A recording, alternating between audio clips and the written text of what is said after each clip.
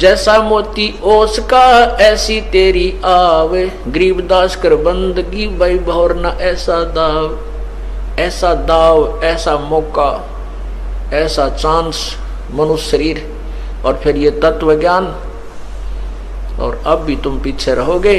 कहते फिर परमात्मा ना संभाले तुमने कई हजारों वर्षों तक,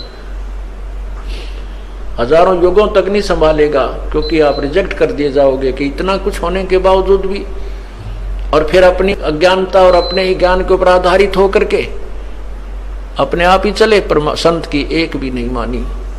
क्यों कुछ दिनों के बाद परमात्मा इतना सुख दे देता है, यूं सोचा है बस मौज माजरी है, और ऐसे ही होना था। नहीं, यही भूल समाप्त कर देना कि प्रभु के चरणों में आने के बाद जो आपने पुण्यदान किया है, ये हो सकता है आपका इस जीवन भी चल सके और एक दो जीवन और भी चल सकता है, इतना पुण्य हो जाता आपका।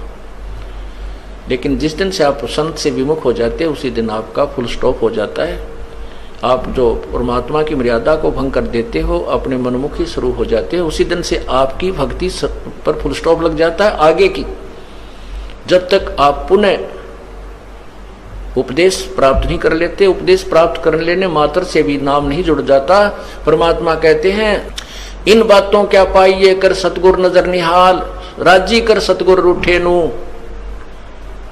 ठीक है, कोई भक्त है पहले लगा हुआ है, फिर उसने बीच में बकवाद कर दी, दोबारा भी चौथा भी नाम ले जाता है। जब तक इस दास हृदय से उसको उपदेश नहीं देता, तब तक उसका पुनर्नाम नहीं जुड़ पाएगा। ये मेरे बस की बात नहीं, ये परमात्मा की ही प्रेरणा अंदर से होती है। नाम अवश्य दे दिया जाता है, क्योंकि हमारा स्वभाव है कि हो सकता है ये बालक फिर सुधर जाए, बच्चा भगवान का। तो इसलिए कहते हैं राजी कर सतगुरु रूठे नु, यानी अपने सतगुरु, मान ले आपसे गलती हो जाती है, सतगुरु क्यों रुष्ट होते हैं? क्योंकि आप विद्यार्थी, वो विद्यार्थी से टीचर रुष्ट होता है जो कोई भी मर्यादा नहीं निभाता, बार बार समझाने के बाद भी शरारत करने से बाज नहीं आता, तो वो उससे रुष्ट होता है। ऐसे ही परमात्मा का मार्ग है, आप विद्यार्थी हैं, ये दास आध्यात्मिक टीचर है।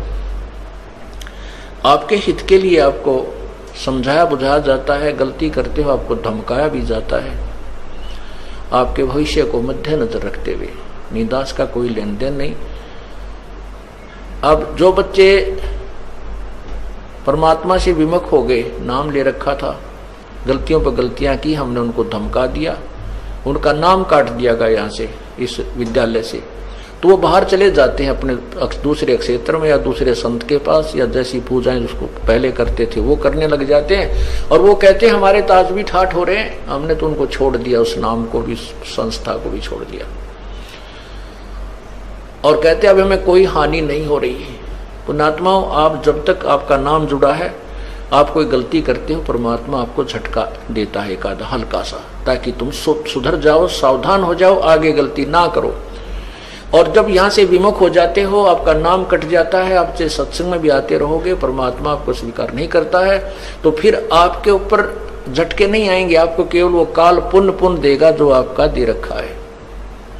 जैसे विद्यार्थी, जो बच्चा स्कूल में आता है, गलती करता, टीचर उसको पीटता भी है, एक आधा थप्पड़ भी मार दे, खुड़कावत धमकाता भी है, और जब वो बच्चा स्कूल छोड़कर चला जाता है, फिर चाहे वो गधे पर बैठ कर बारी लेता रहे, कहीं घूमता रहो, कहीं खेलो, वो टीचर उसको कुछ नहीं कहेगा, उसके साथ से निकल जाएगा। वो कितनी शरारत कर रहा हो, वो नहीं, टीचर नहीं बोलेगा उससे, क्योंकि अब उसका विद्यार्थी नहीं रहा।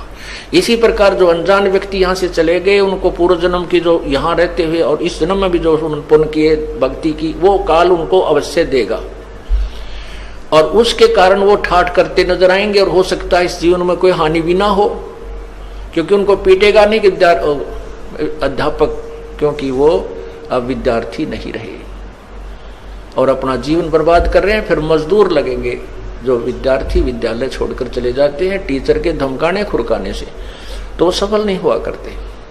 तो इसी प्रकार हमने उस परमात्मा की भक्ति करनी।